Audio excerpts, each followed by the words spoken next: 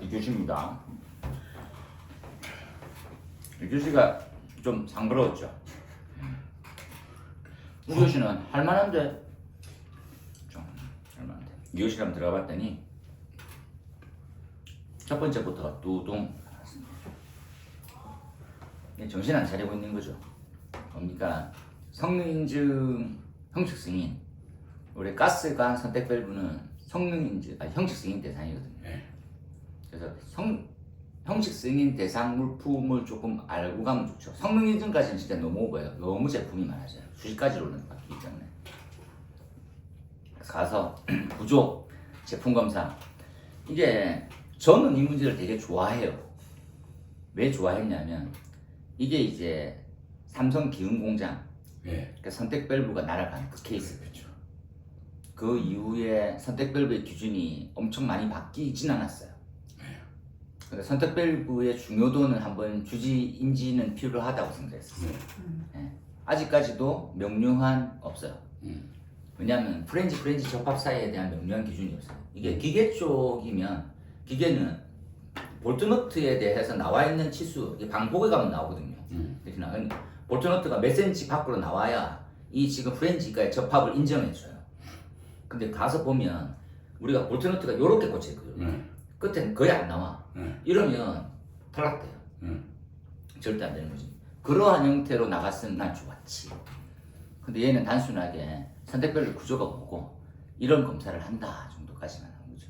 이것들은 아주 오랜만이지만 그냥 S전자의 그러한 인명사고, CO2 노출 사고에 대해서 프렌지 접합 이후에 이게 문제는 뭡니까? 선택별로가 개방이 안 돼서 문제였었거든요. 그런 부분들의 배경 지식을 가지고 있다 생각하시면 그 안전 교재가 제가 이제 2025년도판, 2024년도판, 2023년도판 세 개를 가지고 있는데 이 해마다 이게 꼭 안전 교재에 이슈 탑 이슈를 이렇게 담아놓고 있더라고요. 담아놓는 이유가 그러니까 이게 피해 위해를 계속 기록에 남겨주는 개념하고 똑같거든요. 물론 거기 그 안전 교재 형식 승인 시험 기준까지 나와 있는 건 아닌데 맞아, 나와 있죠. 그래서 안전한 교재에서 살짝 언급되고 있는 내용은 딥다이브를 해야 되는구나라고. 근데 아까 말씀드린 대로 엄청 큰 인명 피해가 발생했잖아요. 2명이나 이제 죽게 되는 그런 문제점이 있었기 때문에 선택별은 솔직히 손 놓고 우리가 했었던 부분이 많거든요. 다시 나오고 싶지 않습니다. 아웃! 그래요? 네. 다시 안 나오죠. 이거 나오면 안 되지. 이거 막말로 얘기하면 성능시험 중에 속된 말로 가스 부식, 그다음 뭡니까 요즘 암모니아 응력 균열 도란 말. 그 언젠가에서 개노가다를 뽑는 것도 아니고 10점짜리로 가스관 선택 밸브 이렇게 형식 승인에 대해서 나오라고 기출 문제 한 번 있었거든요. 한 번 있었죠. 한 번. 있었. 네, 그 시기 전일 겁니다. 아마. 그래서 저도 그냥 10점짜리로 대충 준비해 왔다가 이렇게 나오면 허. 그렇죠. 그 다음에 내진인데 내진이 녹록치 않았어요. 내진 문제 보고 이렇게 좀 이건 약간 좀 선 많이 넘는구나. 그죠? 앵커볼트 기준은 필요해요. 솔직히 앵커볼트 부분 필요하다 보는데 그 다음에 흔들림 방지 버침대하고 앵커볼트의 적정성 평가는 다음에 지금 자기 나온 25년도 해설서에도 이 내용이 있는지 모르겠어요. 지금 이제 그걸로 교육하고 이제 하고 있으니까 내진 설계 기준이 이제 돌거든요. 그래서 다음 시험에 내진으로 한 번 더 준비를 하시는 게 좋을 것 같아요. 그 다음 페이지에 보니까 도서, 자재, 구조체 이건 세 가지죠. 보면 보고, 자재 보고, 현장 설치된 건축물 구조 보고, 그리고 위치 보고 어떻게 설치할 건지 이런 것들로 해서 보는 부분으로 보더라고. 행거 기준 그리고 점검 항목 이런 것들 묻더라고요. 골치 아프다. 어려웠습니다. 3번은 A셋, R셋 잘 쓰는 사람 잘 없긴 합니다. 이건 A셋, R셋을 잘 쓰는 점수도 없었고요. 합격한 사람도 점수가 별로 안 높았어요. 이 새끼들이 방향성이 뭔지 이 자식들이 뭐 이렇게 생각하게 되는 거죠. 그래서 그냥 원래 알고 있던 답 범주 내에서 크게 안 다르게 아마 쓰였을 것 같아요. 그래서 A셋은 어디까지, 활용은 배경 지식은 인명구조 기준에 대한 틀로 시간적 확인이죠. 그래서 에이셋 늘릴 수 있는 방법, 줄일 수 있는 방법. 그러니까 쉽게 얘기하면 플래시오버 안 생기게 하면 에이셋이 늘어나는 거니까요. 그죠? 그 다음에 R셋은 요구 안전 피난 시간 이렇게 되네, 그죠? 그래서 요구 시간은 세 가지: 지연, 감지, 지연, 행동 이렇게 세 가지가 되죠. 그거를 이건 저는 이 부분은 좋아하는 게 조기 감시 딱 하나, 그죠? 두 번째는 훈련 교육. 세 번째는 건축 방화, 그죠? 피방방 요것도 어떻게 해결하면 되는 거. 그런 식으로 가셨을 것 같아요, 그죠? 다들 이제 알고는 있으나 그렇게 적어서 점수가 좀 나올 때도 있고 똑같이 적었는데 안 나올 때도 있고 그런 문제 중에 하나예요. 그래서 얘를 좀 잘 적으면 좋을 텐데 쉽지 않더라고. 잘 적었죠. 그냥 뭐 남들이 적은 만큼 적은 거 같아요. 이것들에 대해서는 뭐 특히 잘 적고 하는 부분이 없더라고요. 잘. 4번이 약간 좀 고민스러운 문제긴 하죠. 건축물의 화형 확산 경로와 방화벽 차연 시스템. 연기를 차단하는 시스템에 대한 역할이죠. 역할. 방화벽의 역할은 화재 화염을 방지. 그 방화벽은 우리가 다 알고 있다시피 방화벽의 기준을 보면 알 수 있죠. 내화 구조의 벽체고 50cm 이상 양측과 상단을 높여 그 화염의 점핑을 막는 거죠. 그리고 출입구 있으면 몇 미터에 대한 방화문 60원 플러스를 설치하는 거. 그게 다예요. 화염 차단하는 역할. 그 다음에 차연은 뭡니까? 연기도 차단해야 되는 거죠. 연기 차단하는 것도 직접 기능이 많습니다. 뭐가 있습니까? 하면 방화댐퍼도 연기 차단에 대한 기능이 있어요. 방화문, 그렇죠? 그리고 한 다음에 제원 설비 등등. 그리고 뭐 연기를 차단하는 형태의 개념은 노대까지도 볼 수 있는 거죠. 구획을 다 차단하는 거거든요. 그러니까 진짜 많아요. 방화 셔터도 들어가고, 방화 셔터도 우리가 이제 차단하는 기능에 대해서 테스트를 보잖아요. 그렇죠? 그렇기 때문에 이거는 뭘 적어도 답화될 수 있을 것 같은 생각이 들었어요. 근데 각각에 대한 부분인데 화염 확산에 따른 설계 기준은 뭐냐 이런 것이 크게 피곤한 거죠.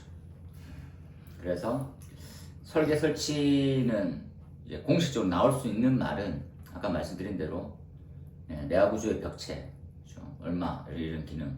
그래서 역할은 좀 짧게 적고 나머지 이렇게 답을 적었으니까 참고해서 봐주시죠. 그렇죠? 그래서 이게 차연 성능이 있는데 차연이 설계 기준을 있는 거를 답쓰기가 쉽지 않거든요. 그래서 각 학원별로 부속실 제한을 많이 쓰고 했은 거예요. 이게 왜냐하면 차연의 시스템의 역할은 다 알고 있는데 설계 기준을 어떻게 하는 게 맞냐라는 것들을 검증이 필요하거든요. 그래서 연기를 몇 파스칼로 어떻게 맞고 어떻게 하겠다라는 게 아무도 없는 거예요. 기껏 있어봐야 방화문에 우리가 말하고 있는 방연시험, 방연 성능 기준, 그 정도 말하는 것뿐이 없어가지고 해결하기 쉽지 않은 거죠. 이제는. 그래서 저 또한 나와 있는 것들은 부속실 재현으로 마무리가. 이게 뭐 털리고 막고 이런 문제가 아니고 이렇게 배경을 찾아보면 설계 기준이라는 것들이 마땅한 게 없어가지고 그렇게 마무리했다라고 생각하시면 좋을 것 같아요. 되겠죠? 그 다음에 5번에 고체 에어로졸입니다. 고체 에어로졸, 와, 이제는 이거 더 웃긴 거는 자동 소화장치입니다. 소화설비인 줄 알았는데 소화설비 내기에는 가장 참거든요. 그래서 자동 소화장치. 얘네들은 되게 메커니즘이 조금 특이하고 웃기죠. 그러니까 이제 이게 작약 스타일로 시켜요, 먼저. 그래가지고 쫙 방출되는 메커니즘이 있는데 영상도 많이 돌아다니고 많죠. 종류는 이런 타입도 있고 이런 타입도 있고 회사마다 크고 작게 동작 방식이 경력이 좀 다르긴 하더라고요. 근데 그 다르면 종류가 엄청 많아지겠더라고요. 실제로 검색하니까 종류가 좀 다르게 분류하는 게 많이 있더라고요. 그래서 이건 어떻게 정의가 있는 게 아니더라고요.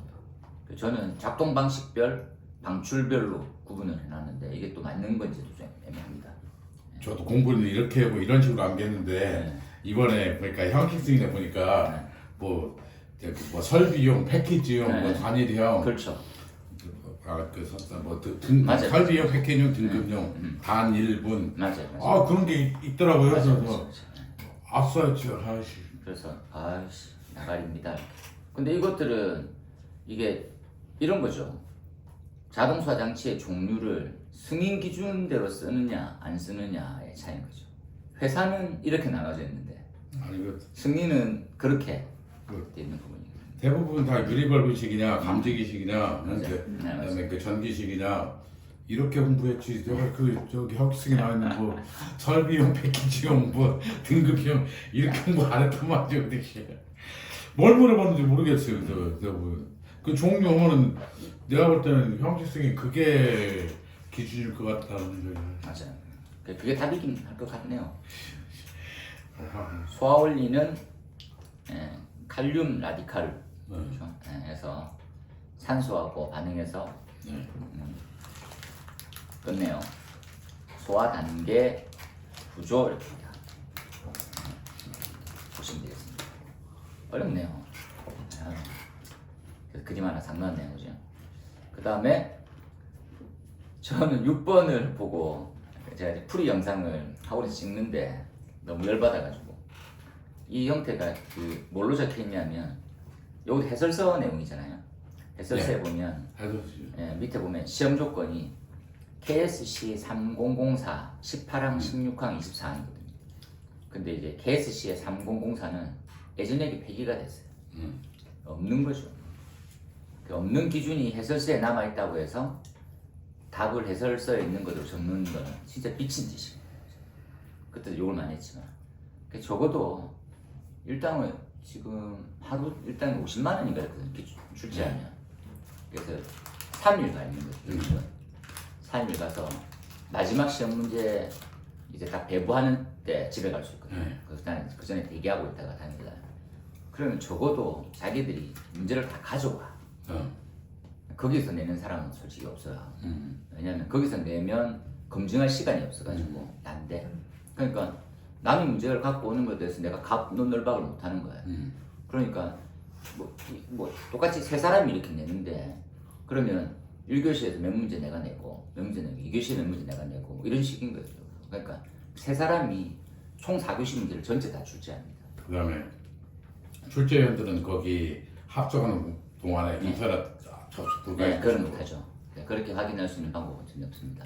그러니까 자기가 갖고 갔던 자료에 대한 부분만 확인하는 거죠. 근데 거의 문제를 만들어 오는 거에서 변화가 안 돼요. 네, 그러니까 뭐 어떤 걸 참조해서 뭔가를 바꾸고 이런 것들이 없고 그냥 가서 내고 받고 끝 이렇게 됐어요. 그래서 그 교시별로 세 사람이 의논해서 문제를 배열해서 끝나고 2교시도 그렇고 3교시도 40분 좋다. 근데 이 문제는 해설서 컨트롤 C 컨트롤 V거든요. 그런데 한 번이라도 이렇게 궁금해하면 좋겠어요. KS 기준이 끊임없이 많이 바뀌고 있거든요. 국제 기준이 바뀌는 만큼도 있고 하고 잦은 폐기가 많아요. 폐기가 있으면 해설서가 지금 안 바뀐 지 꽤 오래됐잖아요. 그죠? 그러니까 안 바뀌었으면 출제하는 정도에 대한 자기 검열은 해줘야 되는 게 아닌가. 뭐 저도 이제 뭐 제 교재에도 바뀐 내용을 놓칠 때도 있지만 적어도 공식적인 시험이면 한 번은 못 해야 되는 거죠. 저 같으면 이 문제 들고 일납니다. 문제 오류라고 해서 내 책임져라 이렇게 돼야 될 것 같아요. 왜냐면 이건 뭐 최소한의 반성은 해야 될 것 같아요. 자기 성찰. 그렇죠? 그래서 KSC 3004는 폐기되어서 답이 없는 셈입니다. 이해되죠? 그러면 뭐 누설동축 케이블의 정기적인 특성, 외피에 대한 시험 조건은 없어진 거예요. 제가 이거 기준이 다르게 이관됐는지 찾아봤는데 없더라고. 아예 사라진 거였어요. 답이 없는데 채점 어떻게 해요? 안다고 해서 이걸 어떻게 합니까? 아니 이 기준이 없는데 뭐 XX. 그래서 기술사인지 교수님인지 모르겠으나 일단 환불하시기 바랍니다. 이것들에 대해서 안타까워요. 풀이도 별로 의미가 없고 그렇게 됩니다. 살짝 끊어놨어 가까이.